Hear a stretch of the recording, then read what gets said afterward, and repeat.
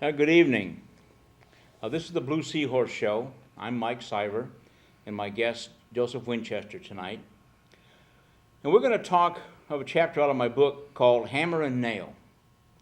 And I'll start by reading the first excerpt from it. If the only tool in your personal toolbox is a hammer, everything you deal with will look like a nail. How many times have we become so upset with an issue that we can't seem to figure it out or get our way that we become angry and we become physical? How many times have you seen that happen, Joe? And we deal with younger people in our counseling service all the time. And they come in angry and frustrated, and they don't seem to have problem-solving skills to sit down and talk about it. And we both talk about where that comes from. From my history, it was not having good guidance of a father to learn not everything has to get beat up. Right. And is that something that you've experienced or seen with the young people you work with? Yeah. And myself. And it says here, solving problems with anger and violence will only end in trouble, and the problem never goes away. So not only have you possibly created more problems, the original problem is still there. Right. And now you, like I've experienced, and I don't know whether you have or not, but you end up in jail. Or you try and solve it with alcohol. And without any other skills, as a child, you see the adults around you, like we talk about in other chapters we've read here and in things we've discussed here at the Blue Seahorse, is children are like sponges. They see adults deal with issues, and without any other information, that's what they think has to happen. Right. And the two most people that we trust in the world normally in the beginning are our parents. Mom and Dad. Mom and Dad. So if we see Mom and Dad solve problems with anger, throwing pots and pans, getting drunk to solve a problem, which never goes away, what in the world makes us think we're going to be different? Well, they think that's okay too, because that's what they see, you know.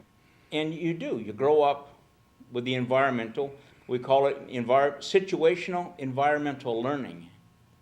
And in every situation, children see parents handling that situation in a one way or another, either a good way or a bad way.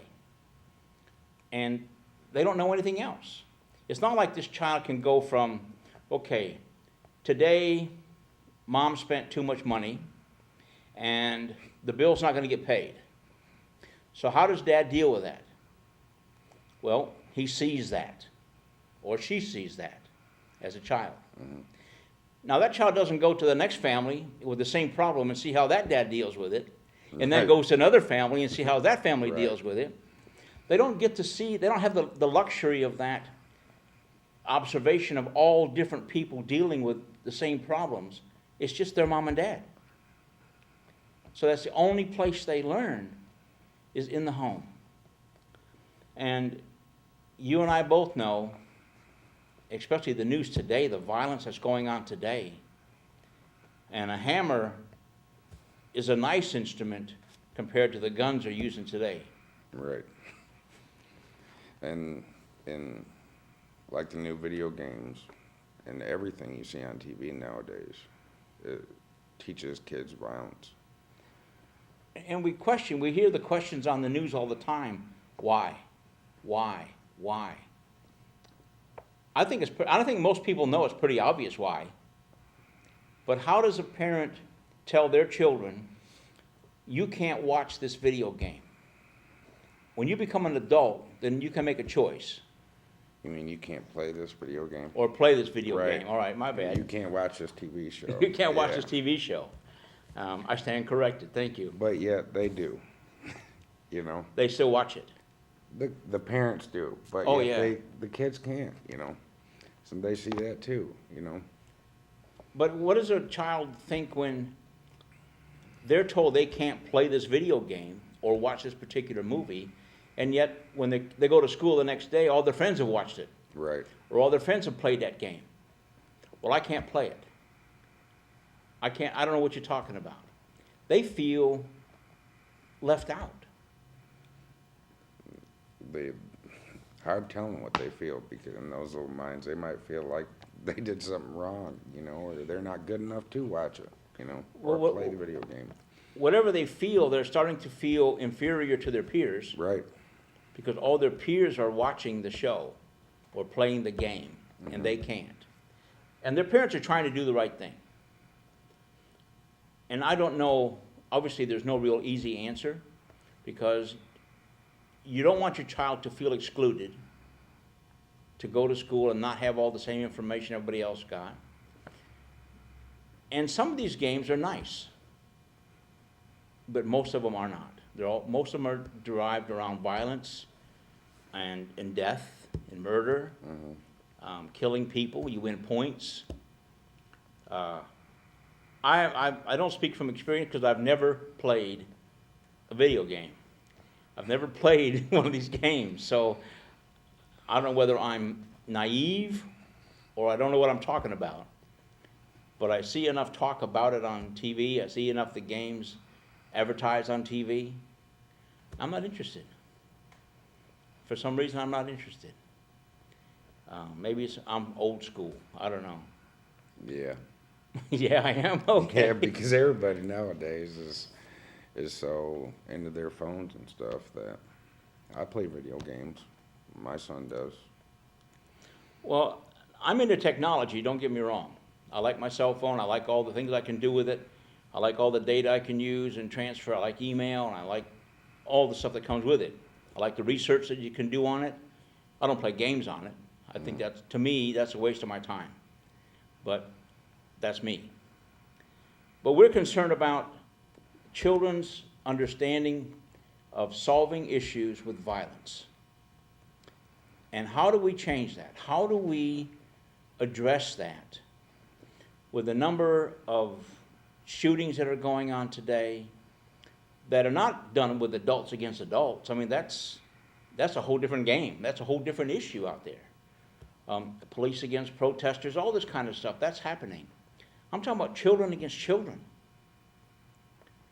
And Kalamazoo's got a perfect example of that. These 3 young boys now that are being charged for murder of that 13-year-old or 14-year-old.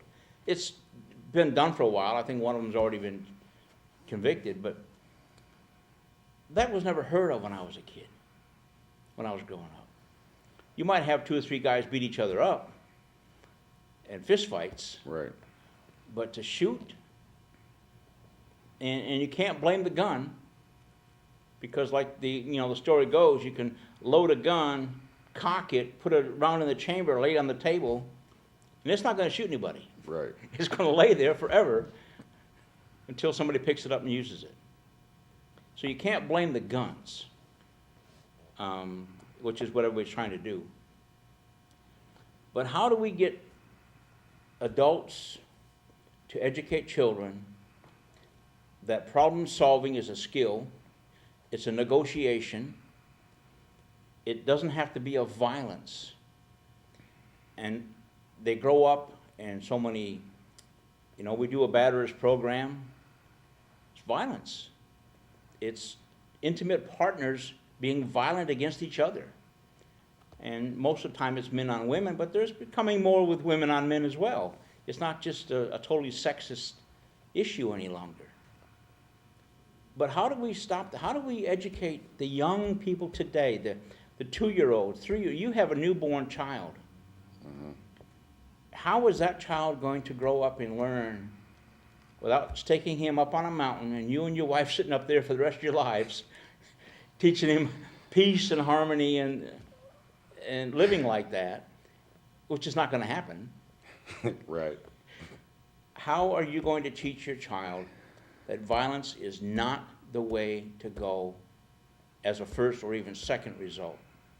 There's other ways to do it. And that's something that we have to think about. And that's what I want to get young people, and in my counseling business, that's what we try and get young people to figure out. A little saying you hear a lot of people say, especially young people, if you say that about me again, I'll beat you up. Mm-hmm. How many times do we have to hear that? Well, me and my kids say it to each other, but in a jokingly manner. Like we laugh. You know, my son, my oldest, doesn't say it in a serious way. He laughs when he says it. But I'm sure there's some kids out there that when they say it, they mean it, and they follow through with it, obviously, because you told me about this recent thing in Kalamazoo, murder. Yeah. Kids murdering kids. It's that alone lets you know it's a very serious issue. And the other thing we probably need to bring to attention is it's a thing called mob mentality. What you will do as an individual, you wouldn't do alone, but in a mob, you tend to do like everybody else does. If everybody else throws stones and screams and hollers, you're going to end up throwing stones and scream and holler. Kind of like follow the leader. Follow the leader sort of thing. And there's a chapter in here about leadership, following or leading. Right. In which we'll talk. Maybe that's a good topic for next week. I'll get you to come back and join me on the show next week. We'll Maybe. talk about leadership, whether it be a follower or a leader. And there's a role for both people in that role. Mm-hmm. There are people that need to be followers and workers, and that's what they want, and they're cool with that. And there's people that need to be leaders, and that's okay. But it's distinguishing, am I a leader or a follower because I want to be or because I have to be? And we can talk about that at another time. But another part of the book says here, you expect that from small children, that saying we just quoted. And I refer to them and some adults as children simply because the 3, 4, and 5-year-olds I see act that way. Most children learn different ways to deal with an issue by the time they reach adulthood. You want to understand that children learn, and we've talked about that several times on here, how to act as an adult by the time they're 9 or 10 years old.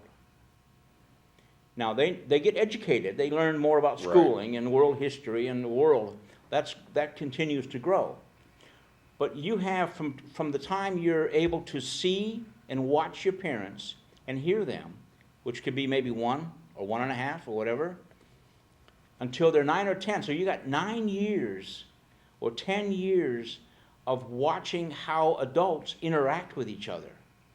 And I think you told me before that by the age of 12, they're pretty much the adult that they're going to be. They are. And emotional-wise. Yep. And until something drastic happens to them. And we talk about that in some of the other chapters, is what does it take to have someone change a behavior? If they're heading down this violent path. Right. And what does it take to have them decide, you know, what I'm doing is not working? I was in jail at 18. I was in jail at 23. I was in jail at 27. This is not what I dreamed when I was 13 and 14 years old. You know, we all have dreams as kids, what I want to be when I grow up. We all think about it. Mm-hmm. Some of them actually make that a goal. Some just think, you know, fireman, policeman, astronaut, whatever, that kind of stuff. But when your dreams aren't met, when do you realize that this is not where you dreamed you were going to be?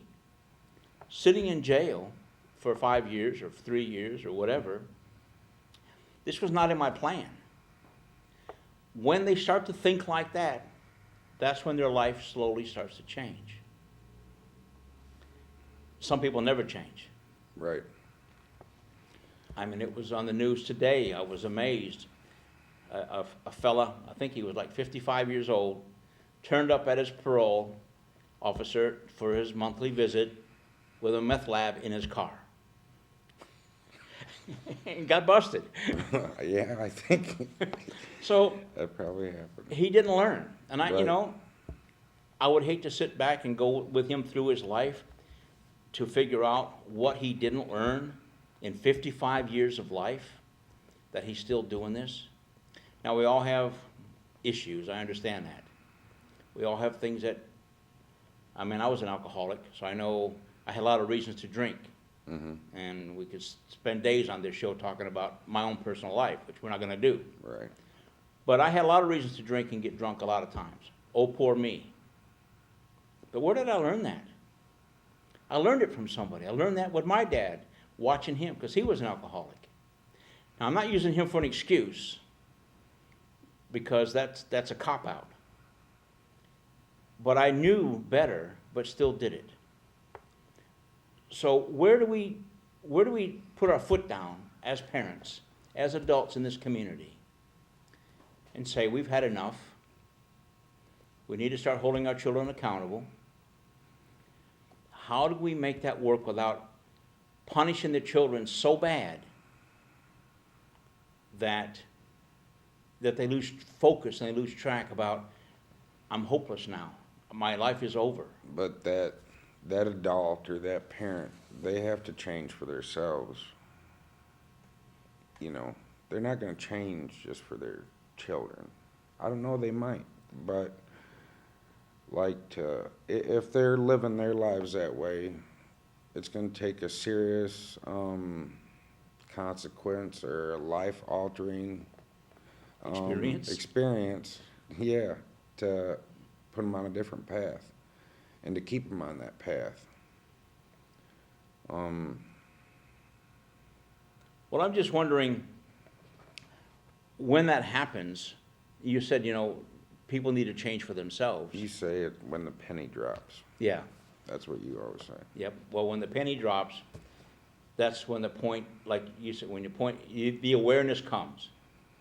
All right, this is not working for me, I gotta change. But where do you change? Where do you find the tools to change? That's when you ask for help. Right. And a lot of people don't know that. Or it's too late. Sometimes it's too late, yeah. The other side of the coin is, a lot of the people who get themselves into this situation because they've gotten in trouble, maybe they're in jail, getting out of jail, most of them lose their jobs. Everybody in the drunk tank wants help. Yeah, So before they get bonded out, everybody wants help. So Well, I'm a chaplain in the jail, and I know when I go there and talk to the inmates, for some reason, everybody in jail finds God, right, and that's their way out of jail. or some form of higher power. Yeah, yeah. It's like they say, there's no atheists in foxholes. Mhm. Okay? There's no atheist. You don't call on the devil to save you when the bombs are falling. Right. You call on God to save you. There's no atheists in foxholes. But we're going to get back to the children's side. What is surprising is when you hear the saying above from an adult. When that happens, we question what kind of role model they are for the younger people in their lives. So when a young person hears an adult tell another adult, if you say that again, I'm going to beat you up, what do they expect the child to hear? They hear the same words. And that's what they hear adults talk to adults. And that's what my focus and Blue Seahorse's focus is, working on getting adults to understand, when you bring a child into this world, my feeling is not that your life is over, but you're a role model for whatever you want that child to become. If you want that child to become adventurous and questioning all the time, then you teach them to question. You teach them to try new things all the time. So many people protect their children so much, they put them in a cocoon. And they aren't able to express themselves, or they get afraid of stepping outside the house. Mm-hmm. Well, and I used to think it was crazy when my sisters used to run around the house in the wintertime barefoot, outside, in the snow. But they had a great experience. They didn't do it too many times, mind you. But they had a great experience, and I thought that was stupid. Now I wish I'd have done it, because I never felt that. I mean, I have today as an adult. I just did it for the heck of it, But kids need to be allowed to do that. Be allowed to make some mistakes. Be allowed to go fly a kite. To build a kite and then fly a kite. But all that takes parental guidance, parental time, the role model for parents, and to let that happen. I mean, my friend and I built a kite one time in his basement so big we couldn't get out of the basement. But we had fun building it. Mm-hmm. It never flew, but we had fun building it. But we were allowed to do it. And the dad and the mom knew when we started building it that it would not come out of the basement. But they let us build it. We learned a lot that day. Does that happen today when parents try to step in and say, you know that's never going to get out of the basement. You're making it too big. Well, let them find out for them. What's it going to hurt? It's a kite. They're not going to hurt anybody. Let them experiment. Kids need to experiment as long as their safety is taken care of. How do we expect our children to have more problem-solving tools in their personal toolbox if the only tool that we as caregivers provide is a hammer? If all they see us do is argue, throw things, get drunk, how do we expect them to change? How do we expect them to be different? Well, as their parents, if that's what they're doing, that's probably what they're gonna expect. They're going to expect the kids to be the same? Well, yeah. I don't think parents expect the kids to be the same. For some reason, I think those parents expect the kids to grow up and not be like them. I've seen there situations where parents acted like that, did those things, and the kids grew up and started doing it with them. And it's sad. It is sad. And we're going to have a guest on here in the near future, a couple of policemen that I know. And I was talking to one of them the other day, and I mentioned on last week's show that they deal with the same family for 4 and 5 generations. Doing the same thing. Doing exactly the same thing. There's something wrong with that picture. We all know it. And to have that become public, everybody that I know would say there's wrong, but they still do it. Where does that family get the help they need to break that mold? To break the cycle. To break the cycle. Because we just perpetuate it over and over and over. And it's parental stuff, as you and I both know. Nature versus nurture. Yeah. Over and over and over. We have to be so careful. If our children hear shouting, cussing,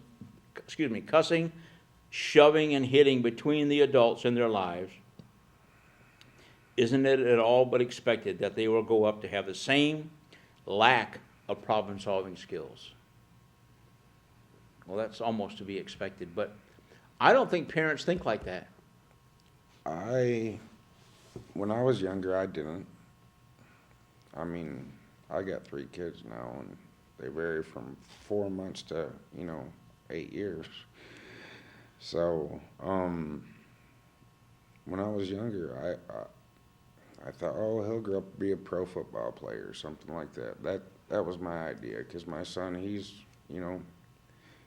very well physically put together. So I didn't realize that me putting him through what I was putting him through was going to affect him later in life. I didn't think about it. I was just worried about the right then and there, Right. What was going on. But now I won't allow that kind of stuff around my kids. I don't live like that anymore. But I chose to change for myself. But now I see the benefits it has on my children. Yep. They do have their dad in their lives. So. And to go back to what you said before, when you were younger and you first had your first child and your first couple of children, you didn't think about the future with them. You thought you'd like to see them become this or that, Right. but that's not what you showed them. No. But where did you learn that, not to show them? That would have had to come from the adults in your life, not to take the future for your children serious. Because I think, and same with me, had you had your parents together with you talking about the future and them planning for your future and not their own instant gratification, that you might not have thought like that when you had your child. Yeah, because when I was growing up, when I was little, I had the best of both worlds, though. I had, a terrific family, a support system, and I still do. But then I kind of had, the other side, which showed me, how to have fun, but how to get in trouble also. And sometimes that's easier. Right. And it's definitely more fun at the time. Right. How do we make growing up appropriate with integrity and ethics fun? Sometimes it's not, but it's the right thing to do. And if you're going to be a role model for children, sometimes I don't think parents are prepared to understand or don't understand or prepared to make the sacrifices it takes to be a role model. Before we had children, we used to go out every Friday night, you and I talking about husband and wife, we'd go out and we would have some fun, have a few drinks, do a little bit of this, a little bit of that. That's got to stop now. And we can take them out on Friday nights, but you and I don't go out to drinking. We go out to McDonald's, or we go to Pizza Hut, or we go somewhere with the kids. Mm-hmm. That's a lifestyle that parents have to get used to doing. And that doesn't happen as much as it should. And don't get me wrong, there's some great parents out there. There are some really great, committed parents that understand what's going on. They understand exactly what we're talking about, and they're great role models. And I don't mean to say everybody's bad, because they're not. The trouble is the old adage, the squeaky wheel gets the grease. Well, all three wheels on the car are working great, but nobody pays attention to them. It's the squeaky one that gets all the noise. Right. That gets all the attention. So the family that has children that get arrested, or that get into gang fights, or that shoot people, or use drugs, are the ones that the newspapers and the publicity make the most of. Right. How many times do you see families on the news that go to church every Sunday, the kids are straight A students, they do well in school, they don't get in trouble, they're not exciting. It's because negative stuff is, it's sad to say, but nobody wants to hear about positive things people do. No, they don't. It's a shame. People want to see other people fall down. Like I said on the way here, crabs in a bucket, you know. Yep. Everyone's trying to get to the top, so they keep pulling each other down. If we want our children to have a better personal and working relationship, then we will need to look at the role we play in teaching them mature problem solving in real life situations. Our children start to learn good communication and problem solving skills through the examples demonstrated by their parents and the adults around them. As parents, we need to be very careful about the example we are showing our children. And that's the crux of the whole thing. We are the leaders and the educators of our children. Our children are our future. They are our legacy that we leave behind. And we have to take care of that and make sure that's done right. Now, that concludes our show for tonight. And I look forward to seeing everybody here next week. We're going to have another show. And I haven't quite decided on the topic yet, but it should be worth all of our time. With that, good night all, and I'll see you next week.